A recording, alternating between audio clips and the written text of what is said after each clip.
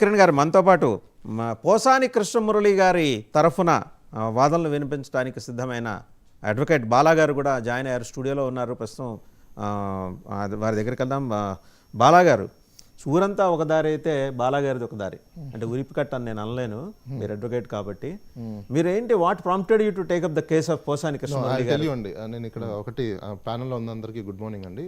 Morning నుంచి evening వరకు I take up the case and petitions was ready, bail petition and rejection of petition is ready, my guys is there and I'm also following that.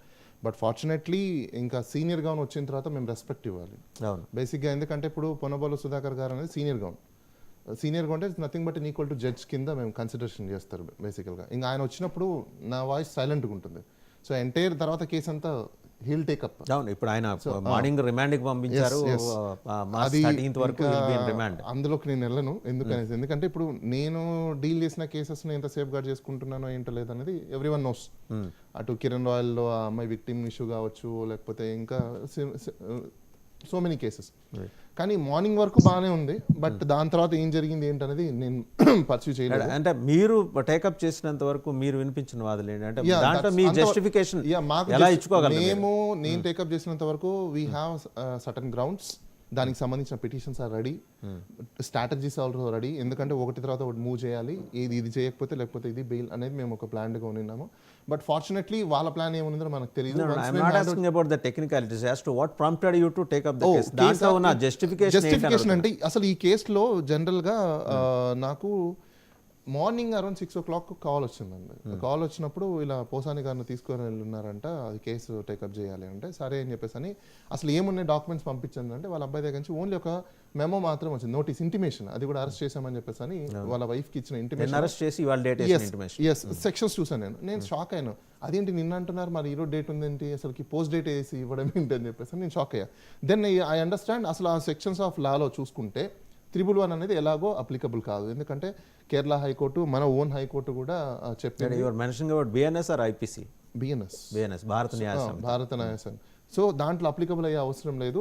ఈ కేసెస్లో, ఇంత gravity లేని కేసెస్లో night వచ్చి arrest చేసి ఇక్కడ ప్రొసీజర్స్ ని ఫాలో అవ్వకుండా తర్వాత గ్రావిటీ లేదని ఎలా అంటారండి మీరు? అసలు ఆ కేసు ఏంటో తెలుసా మీకు? ఏ కేసు మీద వీళ్ళు అరెస్ట్ చేస్తారో తెలుసా మీకు? జోగినేని మణి గారు, జనసేన. ఆయన ఏం కేసు పెట్టాడో తెలుసా? ఆయన ఎవరండి? ఈయన నంది అవార్డుకి సరిపోతుంది. 2015 పడుకొని నిద్రపోతున్నాడు ఆయన ఇండియాలో నుంచి.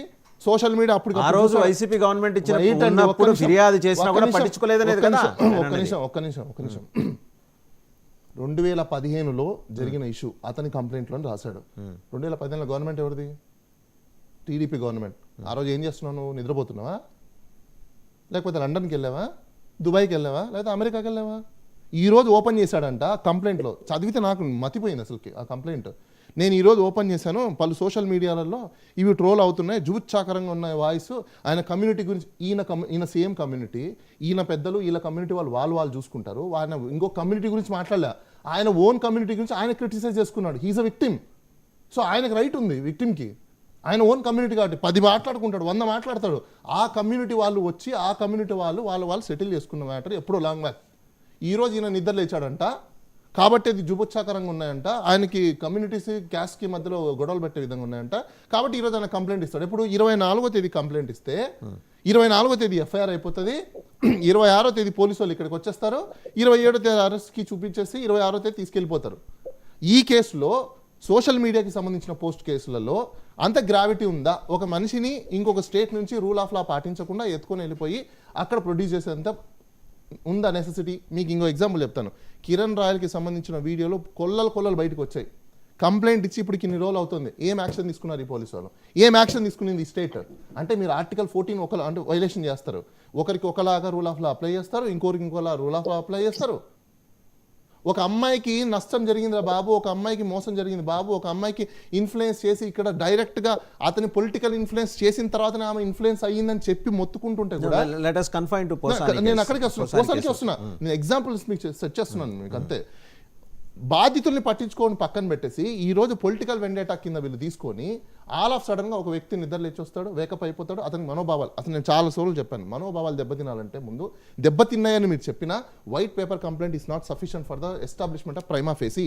You have to undergo for psychologist అంటే ట్రీట్మెంట్. పోలీసులకు ఏం తెలియకుండానే Yes, ఆయన అరెస్ట్ absolutely, చేశారు. absolutely, వాళ్ళ 100%. యూనిఫామ్ వేసుకున్న పోలీస్ ఆఫీసర్స్ చట్టం They తెలియకుండా చేస్తారా? doesn't have a training proper. వాళ్ళకి ఇన్స్టిట్యూట్ ఉంది కానీ ట్రైనింగ్ లేదు. ఎవ్రీ డే మేము కోర్టులో వాదించేది ఇదే. They doesn't have a mind application. They are not applying their mind. That's what we argue the matters. చాలా violent it's not violent. Every day మేము కోర్టులో ఆర్గ్యూ చేసే మ్యాటర్లు గ్రౌండ్స్ లో రాసేది కూడా ఇదే. గ్రౌండ్స్ లో రాస్తాం.